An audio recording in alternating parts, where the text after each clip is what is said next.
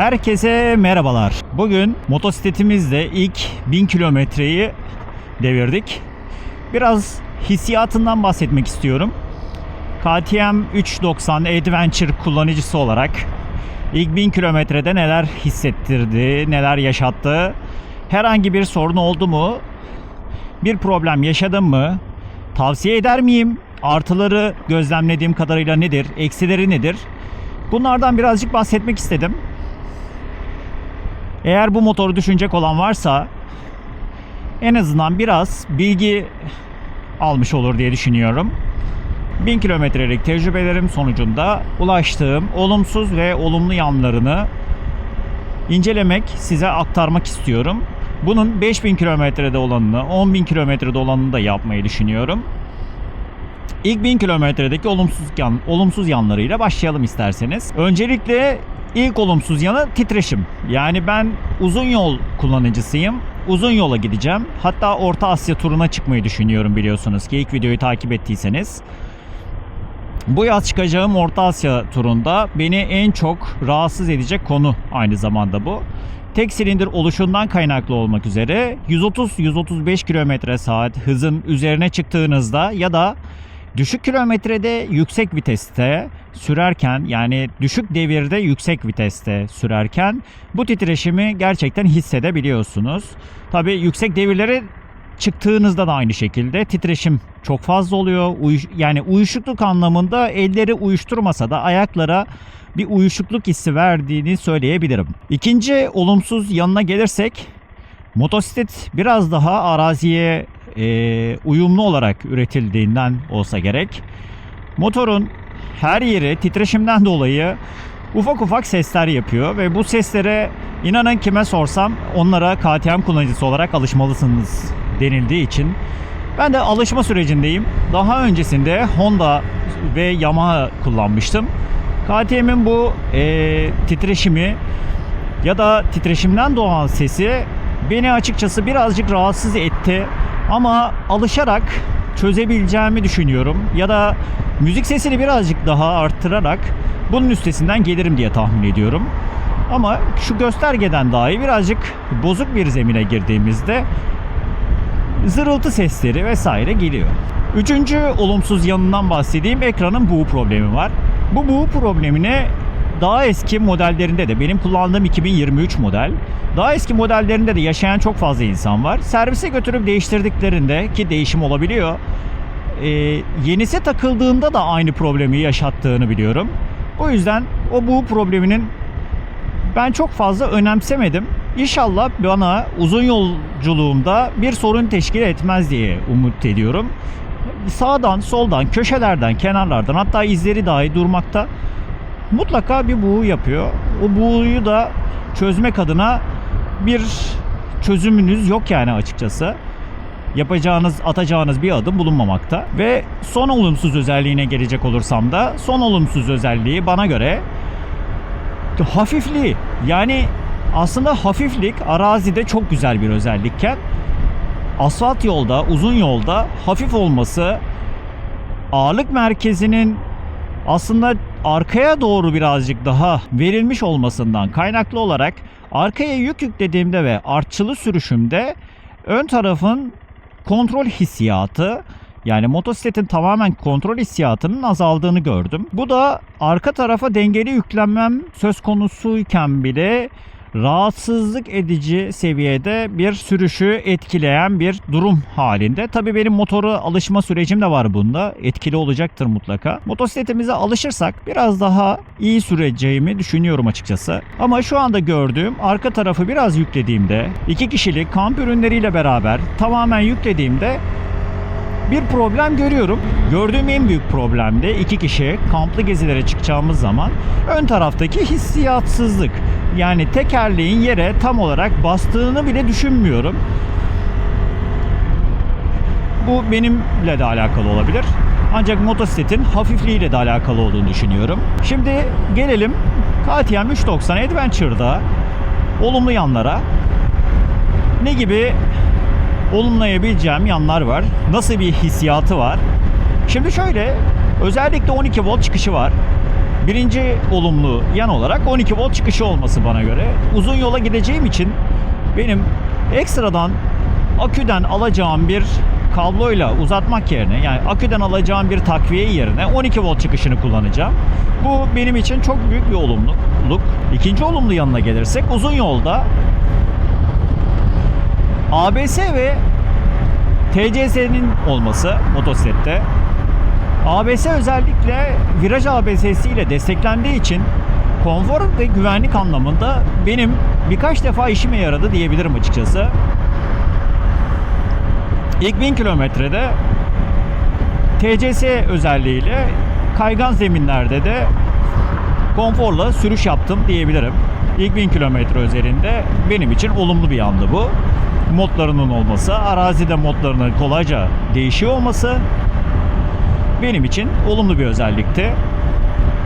Üçüncü olumlu özellik, aynı zamanda olumsuz özellik olarak saydığım hafifliği. Hafiflik, Orta Asya rotası gibi bir rotayı gideceğim için benim için çok önemliydi. Çünkü asfaltta ne kadar yüklemeyle beraber hafifliği bir sorun teşkil etse de arazi şartlarında ya da bozuk zeminlerde ise hafiflik bir avantaj konumunda.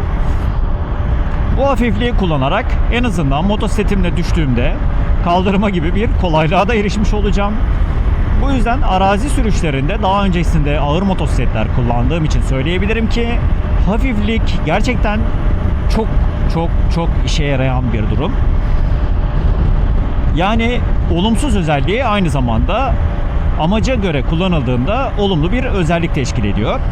Motosikletin olumlu yanlarından bir tanesi ise gördüğünüz tur camı ile beraber kesinlikle 100 km 90-110 arasında hiçbir şekilde rüzgar almamanız.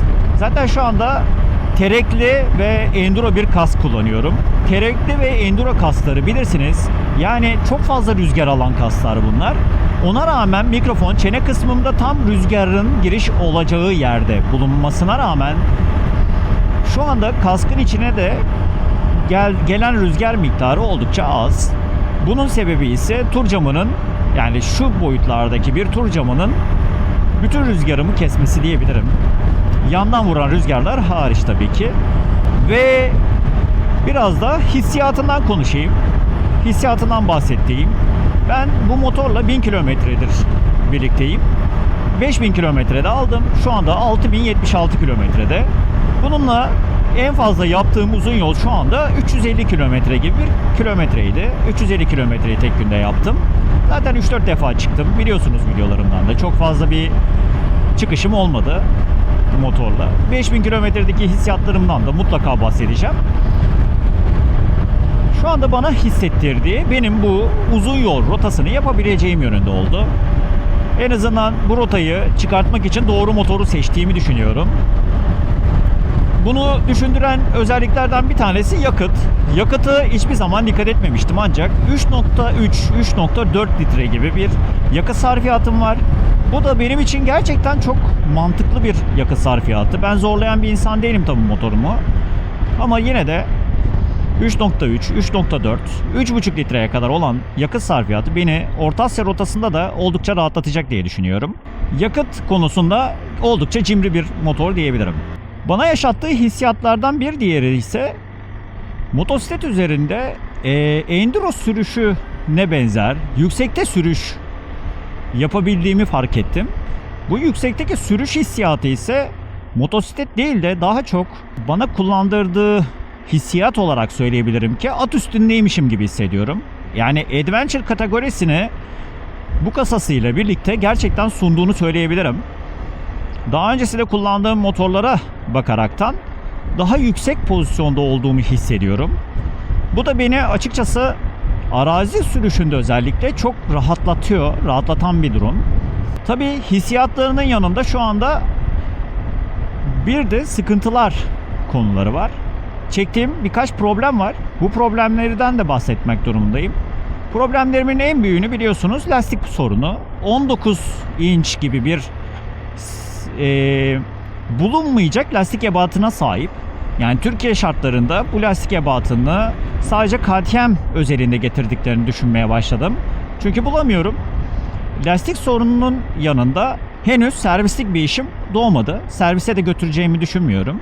En azından servislik bir işim olursa eğer, İnternet üzerinde forumlardan okuduğum kadarıyla aylarca parça bekleyen arkadaşlar olduğunu duydum. Bu sebeple hissiyat demeyeyim de ağır bir problem çıktığında nasıl başa çıkacağım konusunda bazı düşüncelere sahip oldum. Ama bu bir deneyim değildir. Sadece hissiyat olarak konuştuğum bir konu. İlk 1000 kilometre bir motosikleti, bir aracı tanımak için çok yetersiz bir kilometre miktarı. Bu yetersiz kilometre miktarında benim yorum yapmam aslında çok da doğru değil. Sadece ilk hislerimi anlattığım bir video çekmek istedim.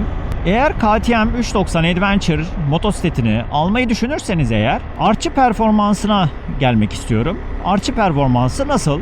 Artçı performansı konusunda motosikletimiz gayet yerinde performans sergiliyor diyebilirim. Şu ana kadar eşimle beraber seyahat ettiğimiz konularda, seyahat ettiğimiz yerlerde eşimin herhangi bir şikayeti bulunmuyor. En azından artçılı seyahatte eşim bana şu anda yapışık değil. Bir CRF 250 Rally konforu sunmuyor tabii ki. Ondan çok daha konforlu. O rahatsızlık yok bunda. Ya da NC 150 kadar da geniş değil. Biliyorsunuz ki benim kullandığım motorlar, onlar da daha öncesinde yani MT-09'dan daha rahat olduğu söyleniyor ki onlar da zaten çok kıstas değil. Geziye uygun olan motorlar değildi. Ancak hani günlük 300 kilometre gibi, 400 kilometre gibi seyahatlerinizi bu motosiklet ile yapabileceğinizi düşünüyorum. Zorlamaz diye düşünüyorum size bu kilometreler. Titreşim konusunda ise eşimin ayaklıklarında mutlaka bir titreşim olduğunu biliyorum. Yani bunu da motosiklet botu giymediğinde çok fazla gördüğünü söyledi. Motosiklet botu giydiğinde ise bu titreşimin biraz azaldığından bahsetti kendisi. Bu da olumsuz yanlarında bahsettiğimiz tek silindir oluşunun etkisi diyebilirim açıkçası. Ve biraz toparlayacak olursak, KTM 390 Adventure modelini şu anda kullandığım 2023 model özelinde anlatırsam, ben şahsi fikrim olarak uzun seyahatler için önerebilirim. Özellikle Orta Asya rotası düşünenler, daha çok Karadeniz'de yayla turlarını düşünenler, Toroslara çıkacağım diyenler, arazide de gezmeyi seviyorum, ben asfaltın dışına çıkarım diyenler için mutlaka önerdiğim bir motosiklet konumunda şu anda. Ama yok, ben asfaltta sürerim, ben araziye girmem, ben açık açık tatlı su motorcusuyum, benim arazide işim olmaz, sadece ama sadece seyahatlerimi asfalt üzerinde yaparım diyorsanız şayet, asfalt üzerinde yapacağınız seyahatler için ise çok konforlu olduğunu söyleyemeyeceğim. Bunun yerine daha çok scooter sınıfına yönelebileceğinizi düşünüyorum. Özellikle bilindik 250 cc ve üzeri scooterlardaki rahatlığı bu motorda asla bulamayacaksınız. Konfora yönelik bir motor asla değil bana göre. Konfor arıyorsanız size uygun olacağını düşünmediğim bir motosiklet. Bakım aralığı kitapçığa göre 7500 kilometrede bu arada. Ancak tavsiye edilen ise, benim görüştüğüm servis ve ustaların tavsiyesi üzerine ise şunu söyleyebilirim. Tek silindir motosiklet olduğu için 5000 kilometrede bir bakıma sokmak bu motosikletin ömrünü uzatacağını söylediler. Ve bu yüzden bakım aralığı konusuna kişiye özel olarak baktığım için bir yorumda bulunmak istemiyorum. Ben kişiye özel olarak çünkü bakımlarını yapan birisiyim. Kafama göre bakımlarını yapan birisiyim. 5000 kilometrede bir yağını değiştirecek olan birisiyim. Ve toparlayacak olursak da son olarak, motosikletin uzun yıllar kullanılabilecek, ailenin tek motosikleti olabilecek bir motosiklet olduğunu açıklıkla söyleyebilirim. Hissiyat olarak yeterli güzel hissiyatı verdi bana. Benim için önemli olan da buydu. O güzel hissiyata kavuşmaktı. O güzel hissiyatı yaşamaktı. Bunu da bana yaşattı diyebilirim. Bundan sonraki videomu 5000 kilometrede çekmeyi düşünüyorum. 5000 kilometrelik tecrübem sonucunda ise en azından bir defa bakıma girmiş ve uzun bir yola çıkmış olacağım. Uzun yola çıktıktan sonra daha büyük tecrübelerle karşınızda olacağım. Herhangi bir sorun yaşatırsa açıklıkla, çünkü bu videoda hiçbir şekilde reklam vesaire yoktur. Reklam değildir. Tüm hislerimi açık yüreklilikle söyleyeceğimden emin olabilirsiniz. O zaman 5000 kilometrelik videomuzda görüşmek üzere diyelim. Sağlıcakla kalın.